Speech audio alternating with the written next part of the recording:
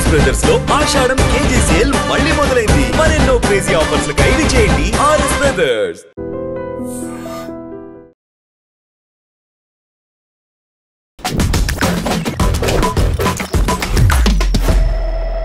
Hi hello నమస్తే, welcome back to our channel. నేను మీ వైషు. రక్త చరిత్ర రాసింది ఆ తల్లేనా? గండికోట వైష్ణవి విషయంలో రోజుకొక ట్విస్ట్ చూస్తూనే ఉన్నాం. కడుపులో తన్ని కాళ్ళని కాల్చి తన సొంత ఇంట్లో వాళ్ళే చేశారు అంటే నమ్మలేకపోతున్నాం. సొసైటీ ఎందుకు అంత దారుణంగా ప్రవర్తిస్తుంది, ఎందుకు మనుషులు మరీ క్రూరంగా బిహేవ్ చేస్తున్నారు, ఈ విషయం గురించి మాట్లాడడానికి థింక్ అగైన్ ప్రోగ్రాంలో ఈరోజు నాతో పాటు psychologist and social analyst Ambati Srinivas గారు సార్తో మాట్లాడదాం. Hello sir. Hello hello. నమస్తే సార్. బాగున్నారు సార్? ఎస్, బాగున్నా. రోజుకొక ట్విస్ట్, మరీ ఘోరంగా కడుపులో తన్నడము, బట్టలు విప్పేసి ఈడ్చుకొని వెళ్ళడము, పొదల్లో పడేయడము, కాల్చడము, అన్నీ వాళ్ళ ఇంట్లో వాళ్ళే చేశారని. ముందేమో ప్రేమించిన అబ్బాయి ఇది చేశాడు అన్నారు, తర్వాత నిదానంగా ఒక్కొక్కటి తీస్తే ఇలా ఇంట్లో వాళ్ళే చేశారు, ఇంట్లో వాళ్ళు మేము చేయలేదు అని. అసలు మరీ ఇంత క్రూరంగా ఎలా బిహేవ్ చేస్తున్నారు? ఈ కేసులో ఏమై ఉంటుంది? దీని నుండి మనం ఏం తీసుకోవాలంటారు సార్? ఇప్పుడు ఇది one of the worst cases in the society అనొచ్చు. ఈ మధ్యన చాలా, ఇంకా చెప్పాలంటే మెంటలీ డిస్టర్బ్ అయిపోయినారు. ఏం చేస్తున్నారో ఆలోచన లేకుండా తయారైపోయినారు వీళ్ళందరూ. క్రైమ్ రేటు ఇంతకు ముందు కన్నా చాలా ఎక్కువ పెరిగిపోయింది. అందులో మనం పరువు హత్యలు అనేది అప్పుడెప్పుడో ఉత్తరప్రదేశ్లో చూసేవాళ్ళము కొన్ని ఫ్యామిలీస్లో. ఆ తర్వాత ఇండియా మొత్తం స్ప్రెడ్ అయిపోయింది. సో అదొకటి. ఇప్పుడు ఇది కూడా ఒకటి అట్లాంటి కేసే. కాకపోతే ఎవరు బాధ్యులు అంటే మీరు ఫస్ట్ ఏమన్నారు, ఆ అబ్బాయి బాయ్ ఫ్రెండ్ రెస్పాన్సిబుల్ కావచ్చు అని. మేబీ అది ప్లాన్ చేసి ఉండొచ్చు. అట్లా ఎప్పుడన్నా ఏం చేస్తారంటారు, క్రైమ్ చేసేవాళ్ళు నేను దొరకద్దు, అది ఇంకొకరి మీదకి వెళ్ళాలి, ఇది ప్లాన్ వేస్తారు. దీన్ని మనం టెక్నికల్ టర్మ్ క్రిమినాలజీలో ఏమంటారు, రెక్కీ అంటారు. రెక్కీ కూడా చూస్తారు, అంటే ఎట్లా చేయొచ్చు, ఏంటి, తప్పించుకోవచ్చు, ఇవన్నీ ఎంట్రీ ఎగ్జిట్. అది చేసిన ఒక చిన్న లాజిక్, ఈ రోజైనా రేపైనా ఎప్పుడో ఒకసారి నిజం బయటపడుతుంది. సో మేమేమంటామంటే ఇన్ కౌన్సిలింగ్ ఎమోషనల్ ఇంటెలిజెన్స్ అంటాం. ఇది మనకు అందరికి ఇబ్బందికరమైన సమస్య. ఎమోషనల్ ఇంటెలిజెన్స్ అంటే మనకు భావోద్వేగాలు, కోపము, ఆనందము, హేట్రెడ్, జెలస్, ఇవన్నీ అందరికీ ఉంటాయి. ఎవరు అతిథులు కాదు దీనికి. ఎవరన్నా అంటే కూడా అది అబద్ధమే. ప్రతి నిమిషం మనం వీటితో ఇబ్బందులు ఎదుర్కొంటాం. సో ఎమోషనల్ ఇంటెలిజెన్స్ ఏంటంటే మనం ఎప్పటికప్పుడు ట్రైన్ చేసుకోవాలి మనం. ఓకే, చదువుకున్న వాళ్ళు కొద్దిగా తెలుస్తుండొచ్చు, అప్పుడు వాళ్ళు కూడా తప్పుదాలు చేస్తారు, చదువుకోనోళ్ళు చేస్తారు. సో ఇది అందరికి అవసరమైన విషయమే. క్రైమ్ జరిగింది అని అంటే ఇప్పుడు ఫ్యామిలీ ఇన్వాల్వ్ అయింది అంటే దాని వెనకాల మనం కొన్ని చూసినట్టయితే, ఇప్పుడు ఎవరికైనా ఏమవుతుంది, అమ్మాయి వద్దనకుంటే అంటూ కూడా ఎవరితోనూ వెళ్తుంది, ఎందుకు ఇబ్బంది అనేది ఫ్యామిలీ కన్నా ఎక్కువ మనం ఓపెన్గా మాట్లాడుకోవాల్సింది ఏంటంటే, ఫ్యామిలీకి ఇబ్బంది లేకపోయినా ఆ నలుగురు మనల్ని నడిపించేదంతా కనబడకుండా ఉన్న ఆ నలుగురే. ఎగ్జాక్ట్లీ. మనం ఏది చేయాలన్నా వాళ్ళని ఇంప్రెస్ చేయాలనుకోవడం, కానీ యూ కెన్ నెవర్ ఇంప్రెస్ ఆ నలుగురు. ఇంప్రెస్ చేయలేరు. నలుగురులో మీ లైఫ్ స్టైల్ ఒక్కరికి ఇంప్రెస్ చేసి మిగతా ముగ్గురు మళ్ళీ ఏమనొచ్చు. దానికి ముందు మనం చెక్ చేసుకోవాలి. సో ఈ ప్రెషర్, సోషల్ ప్రెషర్ అనేది బాగా తీసుకుంటున్నారు పేరెంట్స్ కూడా. అది పేరెంట్స్ మీద పడుతుంది. మనం ఇంతకు ముందు చాలా ఇష్యూస్ మీద మాట్లాడినాము. అబ్బాయి ఏమో చేస్తే పర్వాలేదు, అదే అమ్మాయి చేస్తే ఏం పెంపకం మీది అనే సమాజంలో ఉన్నాం. అవును. అది ఆన్సర్ చెప్పడానికి ఏ ట్రైనింగ్ చేసినా కూడా కష్టమే, నలిగిపోతుంటారు పేరెంట్స్. సో కొన్నిసార్లు మనం ఏమంటామంటే, జనరల్గా ఈ మధ్యకాలంలో maybe because of social media platforms కావచ్చు, ఈ నెట్వర్క్ కావచ్చు, ఇన్స్టాల్ కావచ్చు, ఇంటర్నెట్ కావచ్చు, మొబైల్ ఫోన్ కావచ్చు, దీనివల్ల ఎస్పెషల్లీ కుటుంబంలోని వ్యక్తుల మధ్యన చాలా గ్యాప్ వచ్చింది. ఇప్పుడు మేము మాట్లాడతాం యూనివర్సిటీలో కూడా, మేము స్టూడెంట్స్తో అంటాం, మీకు ఫ్రెండ్షిప్ ఏంటి, క్లాస్మేట్ ఏంటి, లవ్ ఏంటి తెలియాలి అంటాం. తెలియట్లే, ఇదంతా జిగ్జాగ్ అవుతుంది. మన పురాణాలు చదివినా కూడా అంటారు, first thing is one should have a friendship with the opposite gender. Healthy friendship. అది ఎవరైనా క్లాస్మేటా, ఇంక సీనియర్ జూనియర్, హెల్దీ ఫ్రెండ్, అది ఫ్రెండ్షిప్ తీసేసిరండి. కలిస్తే అంతే, బాయ్ ఫ్రెండ్ గర్ల్ ఫ్రెండ్ ఇదే, అది ఫస్ట్ స్టెప్లోనే అవుతుంది. yes పోనీ అదైనా కూడా దానికో పద్ధతి ఉంటుంది. జనరల్గా ఆ లవ్ అనుకుంటే అది పెళ్లికి దారి తీసేది మాత్రం ఉండాలి. ఉన్నది అంటే ఇద్దరికి మెచ్యూరిటీ ఉండాలి. 8th క్లాస్ లో ఏం లవ్ సార్ అమ్మాయిది మరి? అంటే లవ్ కాదు, అది లవ్ అంటే మెచ్యూర్డ్ మైండ్ ఉండాలి, లైఫ్ మీద క్లారిటీ ఉండాలి. ఒకరు ఇష్టపడ్డారు అంటే వాళ్ళని లైఫ్ పార్ట్నర్ అనుకుంటున్నారు కాబట్టి మరి ఎప్పుడు లీడ్ చేయగలం హ్యాపీ లైఫ్, ఇది కొద్దిగా ఆలోచించాల్సి వస్తుంది. కానీ మీరు తీసుకున్న కేసులు చూస్తే అక్కడ ఏం లేదు, నో క్లారిటీ. దానికి ఎవరేస్తున్నారో పేరు లవ్ అంటారు. సో అదొకటి. ఇప్పుడు అంతా యంగ్స్టర్స్ అందరు దీంట్లో పడ్డారు. పడితే మనం ఆపలేము, కాకపోతే గ్యాప్ వచ్చేసింది, ఇందాక అన్నట్టు గ్యాప్ వచ్చేసింది. ఇప్పుడు పేరెంట్స్ మీదే ప్రెషర్ ఎక్కువ ఉందండి. మనం యంగ్స్టర్స్ని మీరు మాట్లాడండి ఎప్పుడు నేను కోట్ చేస్తా, చాణక్యుడు ఎప్పుడు అంటాడు grown up children should be treated like friends అని. కానీ ఎంతమంది పేరెంట్స్కి తెలుసు, ఎంతమంది పిల్లలకి తెలుసు? కొన్ని ఫ్యామిలీలో చూస్తాము, ఒక అమ్మాయి, నేను కొద్దిగా చూస్తాను, ఆ అమ్మాయి ఇంటికి వెళ్ళి కాలేజీలో ఏం జరిగిందో మొత్తం చెప్తుంది పూసకొచ్చినట్టు. ఏ అబ్బాయి మాట్లాడు, ఎవరు ఏం మాట్లాడే వర్డ్స్ కూడా చెప్తుంది. అక్కడ ఎక్కడన్నా తప్పు అనిపిస్తే ఆ మదర్ వార్నింగ్ ఇస్తుంది, నువ్వు ఈ ఫ్రెండ్షిప్ చేయొద్దు, చేయాలి, లేకపోతే ఇది జాగ్రత్తగా ఉండేదో చెప్తుంది. కానీ ఇది అన్ని ఫ్యామిలీస్లో లేవు. అసలు మాట్లాడుకునేంత కమ్యూనికేషన్ వాళ్ళ మధ్యలో ఉండట్లేదు. ఈ ఇంకొక రీజన్ ఎందుకు ఉండట్లేదు అంటే, మనము ఒకసారి పేరెంట్స్ని బ్లేమ్ చేయలేం, పిల్లల కోసమే కష్టపడతారండి ఎవరైనా. కాకపోతే ఒకరు కఠినంగా ఉంటారు, అర్థం. అందుకే అంటారు you will understand your father when you become a father, when you will understand your mother when you become a mother అని. అంటే అంత టైం పడుతుంది అర్థం చేసుకోవాలంటే. ఇప్పుడు మిస్అండర్స్టాండింగ్ చాలా అవుతుంది, ఎవరు ఏమన్నా కూడా కోపం వస్తుంది.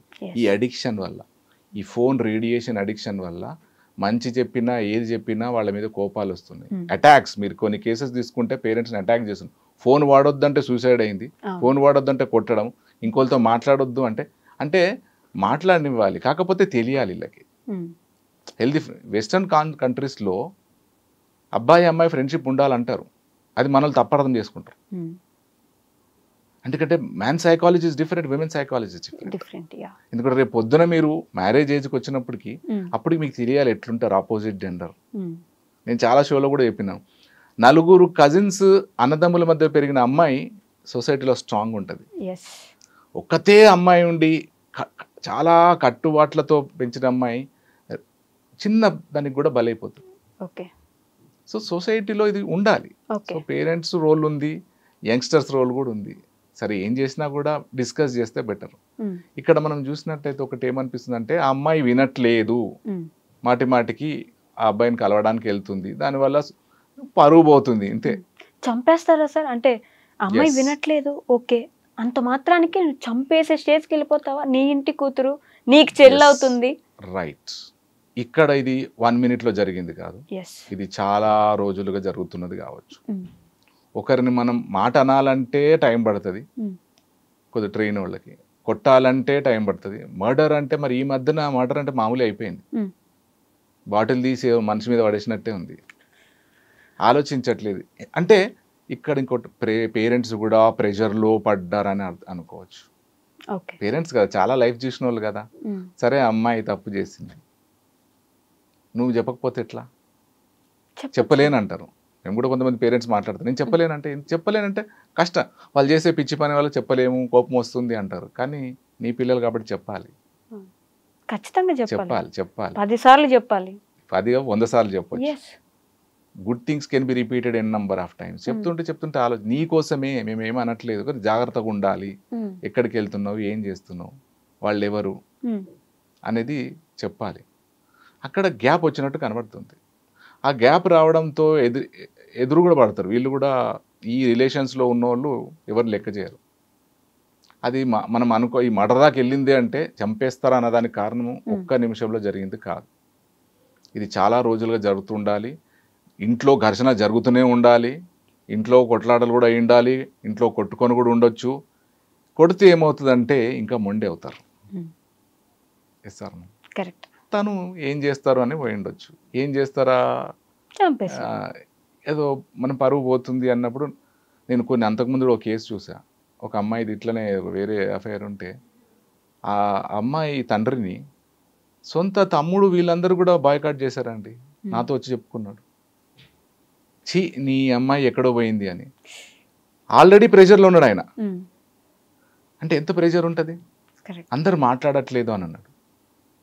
మనం అట్లాంటి సొసైటీలో ఉన్నాం. ఎవరు కూడా అర్థం చేసుకోవాలి అది. సో ఇది ప్రెషర్, ఆ ప్రెషర్ ఒకటి, వీళ్ళిద్దరూ వినకపోవడం ఒకటి అనుకోవచ్చు. దాంట్లో రిలేషన్లో ఉన్నోళ్ళు వినరండి, వినరు దాన్ని. చాలా అంటే అసలు యాక్చువల్గా అయితే మొదట్లోనే చూడాలి. ఇంకా మాట్లాడాలంటే హెల్దీ ఫ్రెండ్షిప్ వెల్కమ్ చేయాలి ఫ్యామిలీ కూడా. మన రెస్ట్రిక్షన్స్ కూడా అట్లా, ఎవరితో మాట్లాడొద్దు, ఎక్కడున్నావు. ఇప్పుడు ఒక పెద్ద డిజార్డర్ వచ్చింది, ఎక్కడున్నావు వీడియో కాల్ చేయని. నమ్మకపోయినప్పుడు వాళ్ళు డెఫినెట్గా ఇంకో పిచ్చి పనే చేస్తారు. దాన్ని అడగచ్చు, ఎక్కడికి వెళ్తున్నావు, ఏ పార్టీకి వెళ్తున్నావు, ఎక్కడున్నావు మాకు చెప్తే ఏం ప్రాబ్లం లేదు, ఏమన్నా ఉంటే అట్లా చెప్పడం వేరే. మనం అనుమానిస్తున్న కొద్దీ వాళ్ళ లోపల లేని అలవాట్లు కూడా, ఆలోచనలు కూడా వస్తాయి. కరెక్ట్. ఫ్రీడమ్ ఇచ్చి రెస్ట్రిక్టెడ్ ఫ్రీడమ్ ఇవ్వాలి. వెళ్ళండి, రైట్. నిన్న కొందరు కూడా అన్నారు, ఒక పిల్లోడు ఫ్రెండ్స్తో వెళ్తుంటే వేరే కలీగ్స్ అంటున్నారు, తిరగనివ్వాలండి, బయట తెలియాలి సొసైటీ. మగపిల్లల గురించి మాట్లాడుతున్నారు, వెళ్ళనివ్వండి, రెస్ట్రిక్ట్ చేయొద్దు. అవతే చెప్పండి జాగ్రత్త, ఎక్కడికి వెళ్తున్నారు, ఏం చెప్తున్నారు. సో ఇక్కడ చాలా కోణాలు ఉన్నాయి. ఆ అమ్మాయి ఎదిరించి ఉండాలి. మరి వాళ్ళు ఇంట్లో, నేనైతే మీరు మర్డర్ దాకా వెళ్ళిందంటే ఇంట్లో కూడా కొట్టి ఉండాలి, ఖచ్చితంగా కొట్టే ఉంటారు. అది మనకు తెలియదు, అది ఏమైందో కొట్టే ఉంటారు. ఇంకా తను అనుకుండొచ్చు, సో ఇంకా జరిగి ఉండొచ్చు, ఆ అబ్బాయిని ఏదో అని ఉండొచ్చు, వాళ్ళు అక్కడ పోయినారు. సో ఏదేమైనా కూడా సొసైటీలో అందరికి తెలియాల్సింది ఏంటంటే, ఏదన్నా ఉంటే take the help of police or other psychologist, psychiatrist, లేకపోతే ఫ్యామిలీ మెంబర్స్. మనకి ఎప్పుడు 3-4 డిఫరెంట్ వ్యూస్ ఉండేవాళ్ళు ఫ్రెండ్స్ ఉండాలి, సర్కిల్ ఉండాలి, డిఫరెంట్. మనం ఎప్పుడు ఎవరితో ఉంటాము, మనం తానా అంటే తందానా అనే వాళ్ళే. అవును, ఆయన నేను మాట్లాడేది నో అన్నాడంటే ఆయనతో మాట్లాడను నేను, కానీ ఆయనతో కూడా వినాలి. Why he's opposing my idea, why he's supporting my idea, why you are supporting. పోతే ఇది చేసుకోవాలి, కానీ జనరల్గా చేసేది సో అది దాని వల్లనే పక్కన వాళ్ళ ప్రెషర్ తట్టుకోలేక సొసైటీ ఒక 4 మాటలు అంటుందని చూసి తీసుకోలేక చంపేశారు. అంతేనా సార్? అలానే కన్క్లూడ్ చేయడానికి అది. ఇప్పుడు ఇంకా మళ్ళీ రిపోర్ట్స్ ఏమొస్తాయి, ఎందుకంటే మొన్న ఒక డాక్టర్ కూడా సూసైడ్ అన్నారు, కానీ దాని రిపోర్ట్లు ఏమొచ్చిందంటే తన బాడీ మీద దెబ్బలు ఉన్నాయి అన్నారు. సో ఇది 2 రోజుల తర్వాత మళ్ళీ రిపోర్ట్ వేరే వస్తుంది, అది మర్డర్ అని వస్తుంది. సో ఇది కూడా మనం జడ్జ్మెంట్ చేయడానికి లేదు, మొత్తం ఇంకా రావాలి మనకు. అంటే ఆ అమ్మాయిని రేప్ చేసినట్టు సీన్ క్రియేట్ చేశారు, మరి ఎవరు చేశారు? బ్రదర్ ఉన్నారంటే బ్రదర్ అయితే చేయడు, ఎంత దౌర్భాగ్యమైన బ్రదర్ అయినా కూడా చేయడు ఆ పనులు. తాగినా కూడా చేయడు అనుకుంటాను నేను, తాగినోడు కూడా కరెంట్ వాళ్ళ ఇంటికి వెళ్తున్నాడు కదా, అంత దిగజారలే. కొన్ని ఉండొచ్చు సొసైటీలో, చెప్పలేం ఇక్కడ. సో ఇంకా మనకు డీటెయిల్స్ కావాల్సి ఉంటాయి, వాళ్ళని చూస్తే మేము ఎందుకు చేస్తామంటారు, కానీ ఫస్ట్లో అనొచ్చు. కానీ పోలీస్ వాళ్ళు గట్టిగా ఎవిడెన్స్, పోలీస్ వాళ్ళు మాట్లాడారంటే ఎవిడెన్స్తో ఉంటారు. సో చాలా మంది ఉన్నారు కాబట్టి ఇంకెవరు ఇన్వాల్వ్ అయ్యారో. కాకపోతే అది మాత్రం దారుణమే, అది మర్డర్. కానీ the way they murdered, the way they treated, ఇవన్నీ unacceptable in the human society. సొసైటీలో అందరూ ఆలోచించాలా. నేను ఒకసారి మరి అనాలా లేదా తెలియదు, కానీ పేరెంట్స్ కూడా అంట, కొద్దిగా అమ్మాయిని ముందు నుండే కొద్దిగా గమనిస్తూ కొద్దిగా డైరెక్షన్, మంచి డైరెక్షన్ ఇవ్వచ్చు కదా. అంత ఏమంటారు కదా, చేతులు కాలిన తర్వాత ఆకులు పట్టుకునే లాభం. ఫ్రీడమ్ వదిలేసి ఏదో అయిన తర్వాత మళ్ళీ వాళ్ళని తప్పు పట్టడం కూడా నేను అనను. జనరల్ గా పేరెంట్స్ రోల్ పెద్దదే అండి, ఏమంటారు పెద్దదే. వాళ్ళు ఒప్పుకోకపోయినా you have to be a friendly parent.